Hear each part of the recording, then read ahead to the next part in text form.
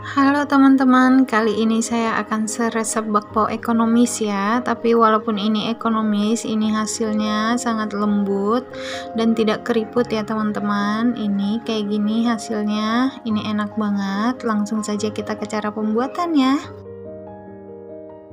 Ini ada tepung terigu sebanyak 250 gram, saya pakai kunci biru. Lalu ini saya masukkan gula, ragi, dan baking powder ya teman-teman. Lalu ini kita aduk rata.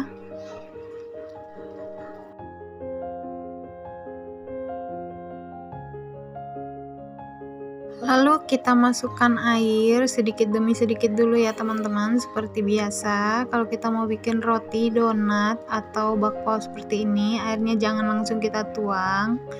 Kita masukin sedikit demi sedikit.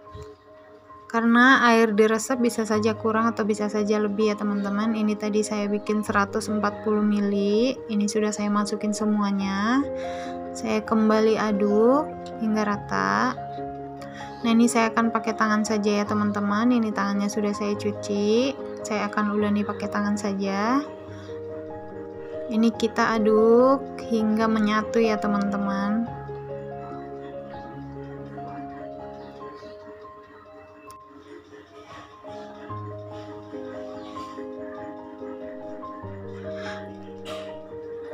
Nah, ini sudah saya ulen pakai tangan, tapi sepertinya airnya masih kurang ya teman-teman.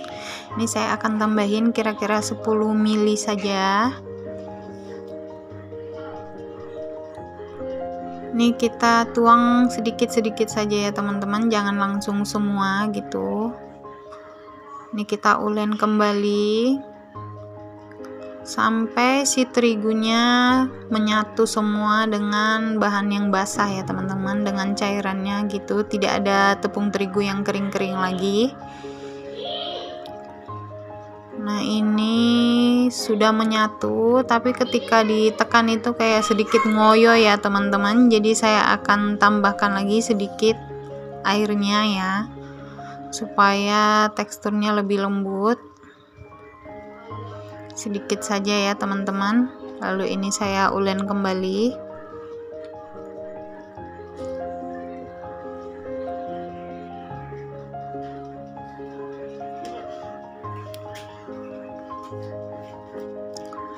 Nah, untuk tekstur akhirnya seperti ini ya teman-teman. Nih, lembut ya teman-teman, tidak ngoyo lagi ketika ditekan. Lalu ini kita campurkan mentega. Ini saya pakai mentega putih. Kalau teman-teman gak punya, pakai margarin biasa saja ya teman-teman. Bedanya kalau pakai mentega putih itu dia warnanya jadi putih ya teman-teman. Bakpao kan warnanya putih ya. Lalu ini tadi saya masukin garam. Lalu ini kita akan mixer pakai kecepatan rendah terlebih dahulu. Tapi ini mixer saya spiralnya satu longgar-longgar ya teman-teman, jadi saya pakai satu spiral saja. Ini mixernya sudah tua ya teman-teman. Ini kita mixer hingga kalis, pelan-pelan saja diikuti arah mixernya ya teman-teman, jangan dipaksa, nanti spiralnya bisa patah. Nah, ini dia loncat-loncat, kita harus pegang juga wadahnya ya teman-teman. Untuk teman-teman yang baru belajar pakai mixer untuk mengadon donat atau bakpao atau roti, ini kita harus pelan-pelan saja. Kalau dia loncat-loncat seperti ini, kita kurangi kecepatan mixernya, jadi pakai kecepatan rendah saja. Karena kalau adonannya sedikit pasti loncat ya teman-teman. Nah, ini sudah ya teman-teman. Ini tangan saya oles minyak supaya tidak lengket. Papan kerjanya juga saya olesi minyak. Minyaknya tipis-tipis saja ya teman-teman. Ini adonan kita buletin biar lebih gampang ngebagi-baginya atau menimbangnya. Ini bawahnya saya cubit-cubit dulu biar nyatu. Nih hasil akhirnya lembut ya teman-teman. Nah, ini saya timbang 40 gram ya teman-teman. Kalau teman-teman mau lebih besar hasilnya, teman-teman bisa tambah jadi 45 gram atau 50 gram untuk satu adonan. Lalu ini kita rounding atau kita bulat-bulatkan seperti ini ya teman-teman caranya. Kita masukkan ke dalam, kita lipat, lalu kita kunci di bagian bawahnya dengan cara dicubit-cubit seperti ini ya teman-teman.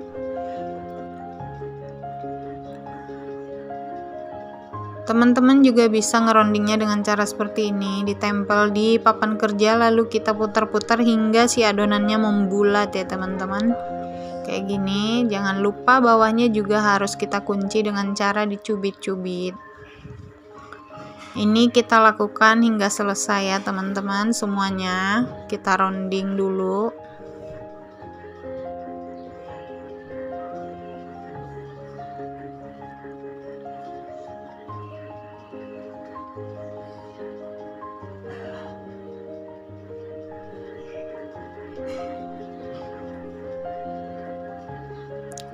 Lalu ini setelah selesai kita rounding, kita akan bentuk. Ini papannya kita oles minyak dulu ya teman-teman, tipis-tipis saja. Lalu ini kita lebarin adonannya. Ini yang di atasnya itu bagian bawah itu ya teman-teman. Jadi yang waktu kita taruh adonan seperti ini, habis di rounding ini, kalau mau ngebentuk itu yang bagian atas kita taruh ke bawah, baru kita lebarin ya. Nah ini ujung-ujungnya kita satuin lalu kita cubit-cubit teman-teman, supaya nanti saat dikukus adonannya tidak terbuka ya, atau bocor isiannya itu gitu. Nah seperti ini, lalu kita rapikan bentuknya supaya lebih bulat. Nih kita kasih di kertas ya teman-teman. Teman-teman bisa pakai kertas apa aja, baking paper atau kertas khusus PAO. Itu saya pakai kertas untuk bolu kukus mekar ya teman-teman.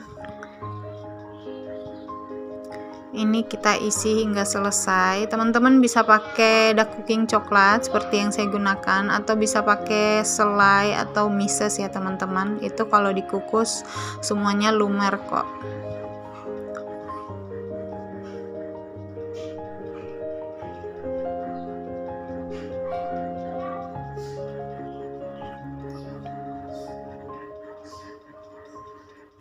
Nah ini udah selesai semua. Jangan lupa waktu proofing kita tutup plastik atau kain ya teman-teman. Ini proofingnya 15 menit saja. Sembari proofing saya mulai panaskan kukusan ya teman-teman. Ini kukusannya di alas kain.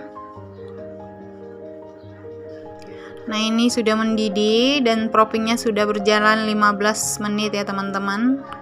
Ini saya masukkan. Ini jangan lupa kita kasih jarak ya teman-teman di kukusannya, supaya tidak nempel-nempel nantinya, karena si adonannya bakal mengembang ketika dikukus. Ini kita kasih jarak. Lalu kita akan kukus sekitar 8 hingga 10 menit saja ya teman-teman, nggak usah lebih. Karena kalau kita kukus lama-lama dia pasti akan keriput, sama seperti proofingnya juga. Kalau proofingnya lama-lama dia akan keriput ya teman-teman. Nah ini udah matang teman-teman, tapi itu ada satu yang keluar isiannya. Ini sudah bisa kita angkat, hasilnya seperti ini tanpa keriput ya teman-teman.